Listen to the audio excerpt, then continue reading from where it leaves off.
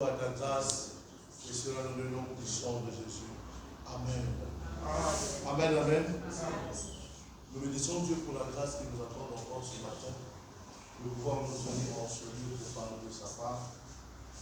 Je sais que c'est une grande responsabilité qui nous est confiée.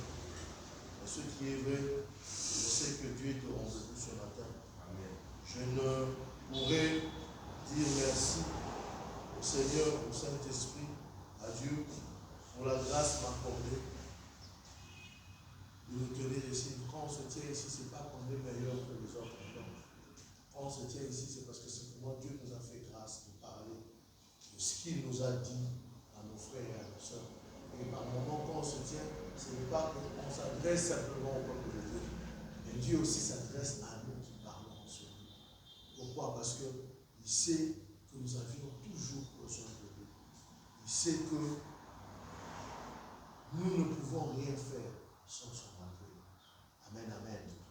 Et voilà pourquoi je bénis Dieu pour ce temps qui nous accorde de nous approcher encore de lui et de nous entretenir avec lui. On était en train de lire le livre des Actes des Apôtres 3. Je commence à partir du premier verset, je vais me limiter au 8e verset aujourd'hui. Pierre et Jean montaient ensemble au temple à l'heure de la prière. C'était la 9e heure. Il y avait un homme boiteux de naissance qu'on portait et qu'on plaçait tous les jours à la porte du temple, appelé la Paix, pour qu'il demande l'aumône à ceux qui entraient dans le temple. Cet homme, voyant Pierre et Jean qui allaient et y entraient, leur demanda l'aumône. Pierre, de même que Jean, fixa les yeux sur lui et dit, « Regarde-nous. » Et il regardait attentivement, s'attendant à recevoir d'eux quelque chose. Amen. Je reprends ce verset. Pierre, de même que Jean, fixa les yeux sur lui et dit, « Regarde-nous. » Et il regardait attentivement, s'attendant à recevoir d'eux quelque chose. Amen. Quand nous venons prier des fois, quand nous venons prier, pas des fois, nous nous attendons de recevoir quelque chose de Dieu. Amen. Nous attendons que Dieu nous accorde quelque chose. Alors Pierre lui dit, je n'ai ni argent ni or, mais ce que j'ai, je te le donne. Au nom de Jésus de Nazareth, lève-toi et marche. Et le prenant par la main droite, il le fit lever. Pierre l'avait saisi par la main, combien même qu'il lui a dit, lève-toi et marche. Il a tenu par la main et il l'a levé. Au même instant, ses pieds et ses chevilles devirent fermes. D'un seul saut, il fut debout. Il se mit à marcher et il entra avec eux dans le temple, marchant pour une personne qui ne marchait pas, sautant pour une personne qui était toujours assise au même endroit et louant Dieu. Amen, amen. Amen. Ce matin, dans ce même texte, quand j'ai scruté ce texte, le Saint-Esprit m'a aidé à ressortir un autre aspect encore. Hier, l'aspect pour lequel on a parlé, c'était lève-toi et marche. Mais aujourd'hui, ce matin, l'aspect que le Seigneur m'a mis à cœur de partager avec nous, c'est de garder nos yeux sur Jésus-Christ. Amen. Garder nos yeux sur Jésus-Christ. Comme on vient de lire ce passage, relate la guérison du boiteux qui était assis à la belle porte. Et en lisant rien que ces quelques versets, je me suis rendu compte que c'était riche en leçons spirituelles. C'était riche sur la notion de la vision.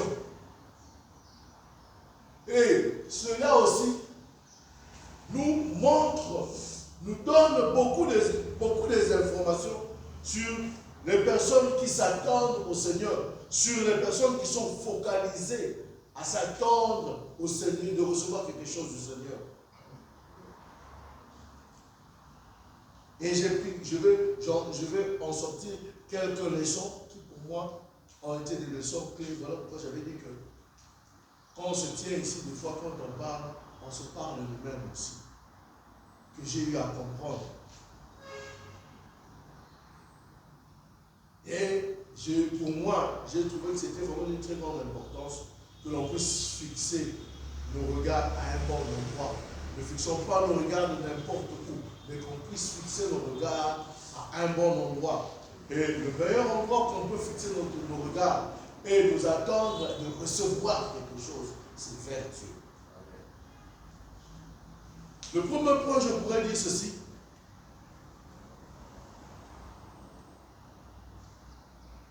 Le texte dit que l'homme regardait Pierre et Jean. Il s'attendait à recevoir d'eux quelque chose. Son regard était initialement fixé sur la main des hommes pour obtenir une pièce de monnaie. Parce qu'il s'attendait à recevoir de l'argent de ces personnes. Souvent, nous ne recevons pas parce que notre vision est limitée aux besoins immédiats. Quand on vient dans la présence de Dieu, souvent on ne reçoit pas. Pourquoi? Parce que nos regards sont limités aux besoins immédiats que nous avons. L'argent, le confort et que sais-je encore. Dieu veut élever notre regard vers ce qui est éternel. Dieu, quand on s'approche de lui, il veut que nous puissions avoir un regard au-delà de ce que nous pensons. Parce que par moments, nous limitons même le champ d'action de Dieu. Parce qu'on se dit qu'il ne peut que faire que ça. Or, lui, dans son amour, il peut nous accorder plus que ça. Parce que ce que cet homme avait reçu, ce n'était pas de l'argent. Parce que s'il avait reçu de l'argent, demain, il serait encore revenu à ce même endroit-là. Mais Dieu l'a donné quelque chose qui était au-delà de ses attentes. Et quand Dieu lui a accordé cela, jamais plus il n'était venu se remettre à la belle porte pour mendier du pain ou mendier de l'argent. Non. Et voyons ce que Dieu avait opéré dans sa vie. Il est entré même dans le temple, en train de marcher, de sauter et de louer Dieu. Parce que Dieu l'avait totalement libéré. Si on a le regard, non pas par rapport à nos attentes, mais par rapport à ce que Dieu veut faire avec nous, bien aimé, Dieu fera au-delà de ce que l'on peut imaginer. Et quand Dieu va nous accorder sa grâce, nous allons voir que nous allons même être comme des gens étonnés. C'est ce que la parole de Dieu dit ceci. Quand Dieu a visité son peuple, il croyait qu'ils étaient en train de rêver. Non, ça c'est la meilleure des visitations que Dieu peut nous faire. Et ce matin, Dieu veut encore que l'on puisse tourner nos regards vers lui. Voilà pourquoi par moment il nous dit, ne regardez pas nos ennemis. Parce que quand tu regardes ton ennemi, tu vas limiter ta vision par rapport à ce que l'ennemi est capable de te faire. Et non pas par rapport à ce que Dieu est capable de te faire. Souvenons-nous d'Israël face à la mer Rouge. Eux, ils ont commencé à trembler. Ils regardaient en arrière. Pourquoi? Ils voyaient les Égyptiens en train de venir. Et ils se sont souvenus, quand ils étaient esclaves, ce que ces Égyptiens les faisaient. Maintenant, cette fois-ci, ils ont fui. Alors eux, les Égyptiens devaient les rattraper. Une fois rattrapés, ils pouvaient les tuer. Au lieu de regarder à Dieu, eux, ils regardaient vers les Égyptiens. Mais la personne qui avait le regard tourné vers Dieu a eu la révélation que Dieu lui dira, lève juste ton bâton sur cette eau. Et la mer se fondit dans l'eau. Et plus jamais, ils n'ont revu ces Égyptiens devant eux. Pourquoi? Parce qu'ils ont placé leur foi, leur confiance en Dieu. Dieu veut élever notre regard vers ce qui est éternel. Pierre déplaça l'attention de l'homme. Il lui dit, regarde-nous. Pour qu'il ne puisse pas voir ce que lui voyait dans son esprit. Mais pour que cet homme puisse voir, pour que cet homme voie que Dieu était capable de tout. Et voilà pourquoi il a insisté que je n'ai rien, mais au nom de l'autorité de Christ, je t'accorde ce que Dieu veut te donner. Non pas ce que moi je veux te donner, mais ce que l'Éternel Dieu veut t'accorder. En réalité, nous, enfants de Dieu, nous ne marchons pas par la vue, mais nous marchons par la foi. 2 Corinthiens 5, 7 nous le dit. Car nous marchons par la foi et non pas par la vue.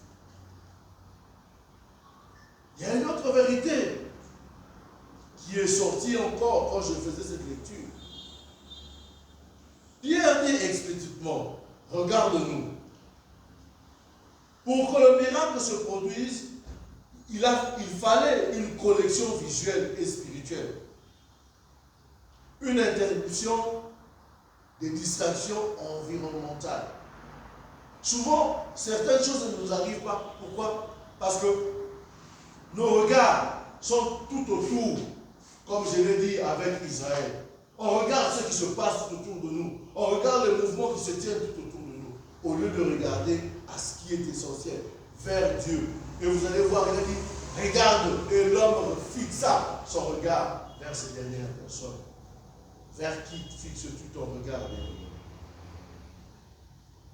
Recevoir de Dieu demande une intentionnalité particulière.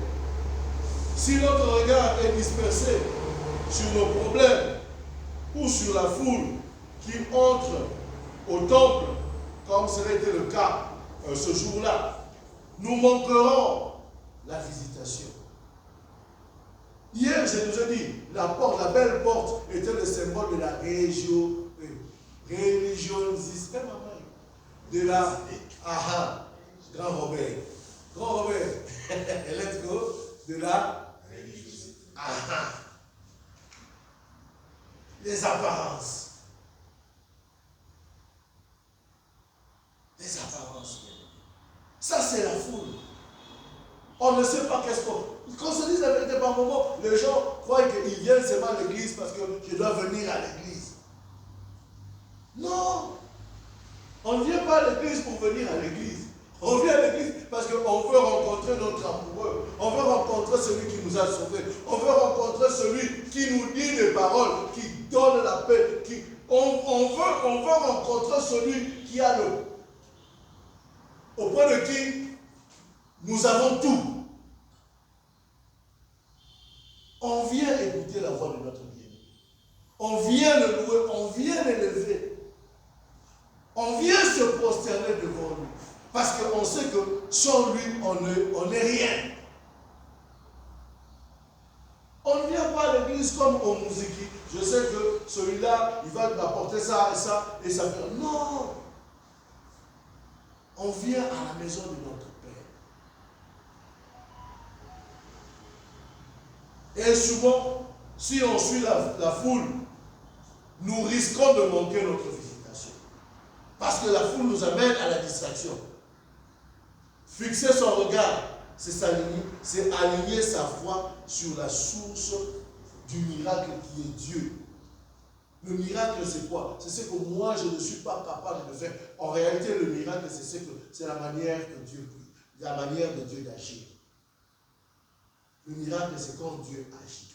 Et Dieu agit à tout instant. Et par moment, on n'est pas prompt d'être fixé vers lui pour voir sa main, pour voir ce qu'il est en train de faire. Et souvent, nous sommes des personnes qui manquons de foi pour permettre que Dieu puisse agir. Parce que quand Dieu agit avec notre foi.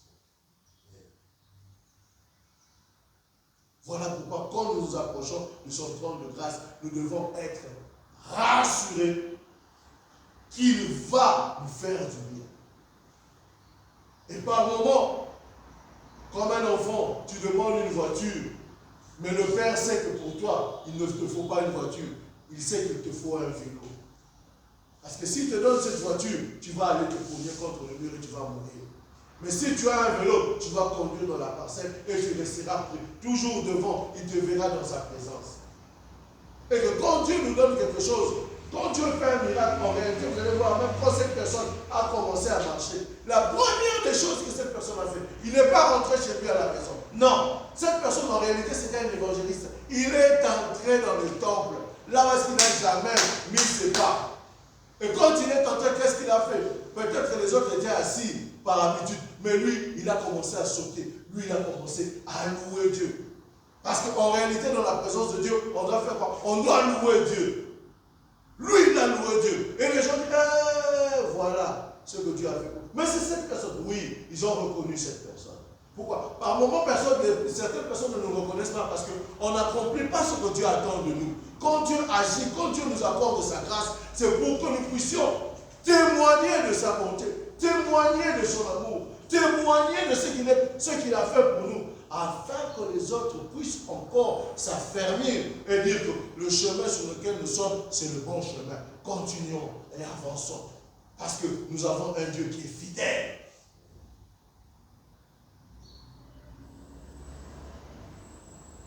Hébreux 12, 2 nous dit, ayant le regard fixé sur Jésus, le chef et le consommateur de notre foi. Ayant le regard fixé sur Jésus. Il y a encore un autre aspect que j'ai vu. Le boiteux voyant ses jambes, le boiteux voyait ses jambes comme mortes. Pierre et Jean, eux, voyaient la puissance du nom de Jésus. Souvent, nous nous contentons à regarder notre situation comme étant une situation qui ne va rien changer. Et voilà pourquoi nous nous lamentons, voilà pourquoi nous pleurons. Mais Pierre et Jean voyaient qu'au travers de cet handicap, le Dieu va se glorifier. Ayant ces habitudes de voir nos circonstances différemment, que non, ce moment que je suis en train de traverser, je regarde ça avec les lunettes d'un évangéliste ou d'un serviteur de Dieu. Je sens que Dieu veut éclater sa gloire dans cette situation. N'ayons pas un regard inquiet. Peu importe comment ça va se passer. Je sais que quand ces circonstances arrivent, elles sont douloureuses. Elles sont difficiles à surmonter. Je voyais ma soeur, pendant ce temps qu'elle a eu à traverser, accusée faussement, cherchant des problèmes sur elle. On l'a acculée comme pas possible. Mais chaque fois, quand je suis venu vers elle, je lui ai dit, Dieu, depuis que tu as commencé à travailler, tu ne prenais jamais un bon congé. Dieu t'a mis en congé. Dieu t'a donné un congé pour que tu puisses te restaurer, pour commencer tourner de page et commencer quelque chose de nouveau. Alors Dieu veut que tu puisses vraiment, comment dire, que tu te reposes suffisamment avant de commencer là. Et quand elle a commencé, je l'ai vue, elle a souri. Et elle s'est tenue devant nous pour témoigner que Dieu a ouvert une autre porte. Elle était focalisée vers Dieu. Et elle avait compris. Et si les gens, par moments, croyaient que non, peut-être qu'aujourd'hui, elle fait le sport, ou non. Et je sais que ce n'était pas facile pour elle. Mais au moins, je la fortifiée. Maman n'a pas. Ne te dérange pas. Dieu peut te faire reposer. Car la même idée est sauvage. Et quand Dieu l'a visité, elle a mis besoin. C'est ce que Dieu attend. Ne regardons pas la situation, notre situation. Oh, je suis devant la porte. Oh, je suis bon. Dieu sait ce qu'il fait. Dieu sait faire concourir les choses pour faire éclater sa gloire au travers de nous. Et si tu es conscient de ces choses, si tu comprends ces choses, c'est alors que la gloire de Dieu se manifestera dans ta vie. C'est alors que tu prendras ta foi et tu la mettras. Et tu verras ta foi produire des fruits. Cette situation n'est pas pour te tuer, mais cette situation, elle est là devant toi pour manifester la gloire de Dieu. Et quand je la vois, je me dis, mon Dieu, et j'aime ce cantique, quand je regarde tout autour de moi, Seigneur Jésus, je vois ta gloire, comment ne pas te louer? Comment ne pas te louer? C'est même ça cette parole qui dit nos ennemis deviendront notre marche-pied. Pour nous faire entrer dans sa gloire, Dieu permettra une circonstance quelconque, une situation quelconque. Et quand toi tu comprendras que cette situation n'est rien que pour la gloire de Dieu, à ce moment tu vas monter le niveau. Et Dieu va te faire accorder sa grâce. Amen, amen.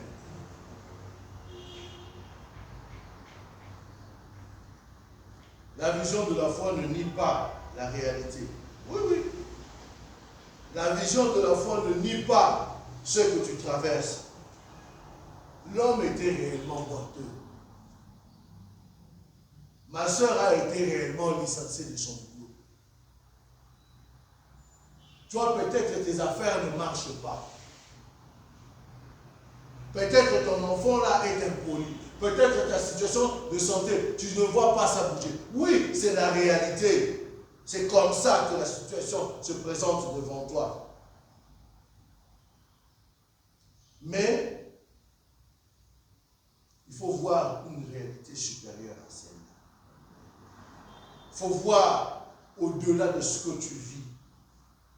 Et pour voir cela, tu dois être un adorateur. Pour voir cela, tu dois être un adorateur, une personne qui se livre totalement à Dieu. Pour comprendre ce que Dieu dit. Parce que si tu ne te plonges pas dans l'adoration, tu vas te fier à ce que la foule est en train de dire. Et la foule va t'amener dans ta propre destruction. Parce qu'ils te diront, ah, tu as vu, ils t'ont vraiment fait ça. Va porter plainte, va faire ceci, va faire cela. Et les voies que Dieu veut ouvrir pour toi devant toi, toi-même tu commences à faire quoi? À fermer ces voies-là, à fermer ces chemins.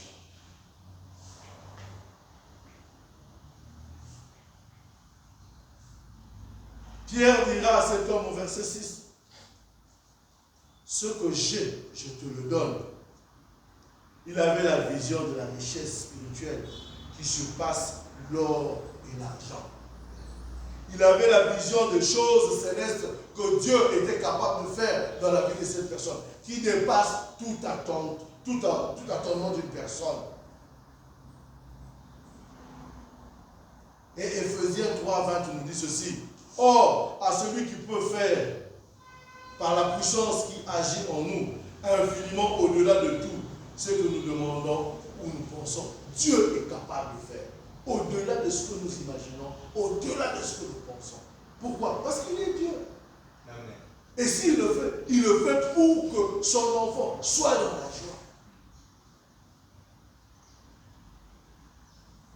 Et je me suis rendu compte encore d'une autre réalité. En lisant toujours ce quelques versets. Dès que l'homme reçoit la parole et que son regard soit fixé sur Pierre, Pierre le prendra par sa main. L'homme ne restera pas assis à compter le sol.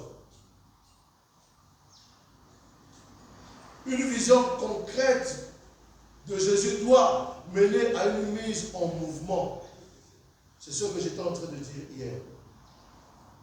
On ne garde pas le regard fixé sur lui pour rester statique, pour rester dans la situation dans laquelle nous sommes.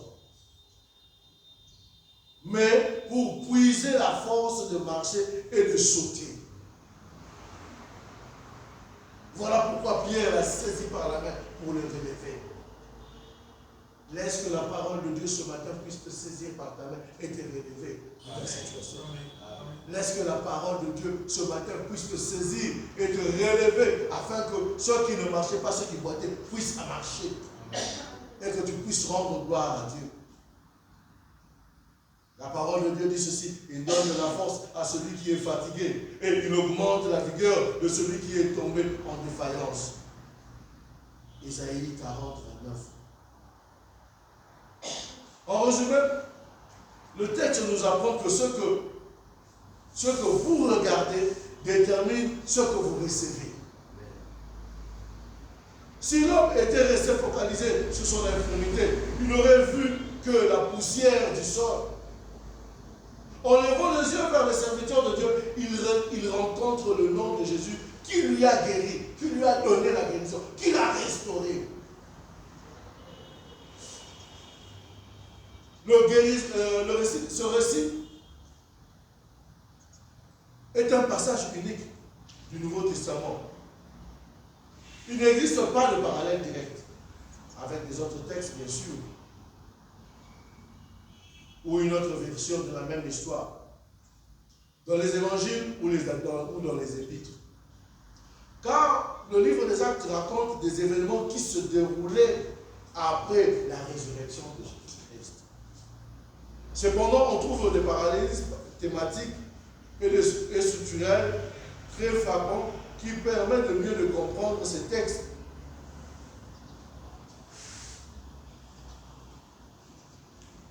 Le temps me manque d'entrer en profondeur de ces choses, mais j'aimerais simplement nous dire une chose.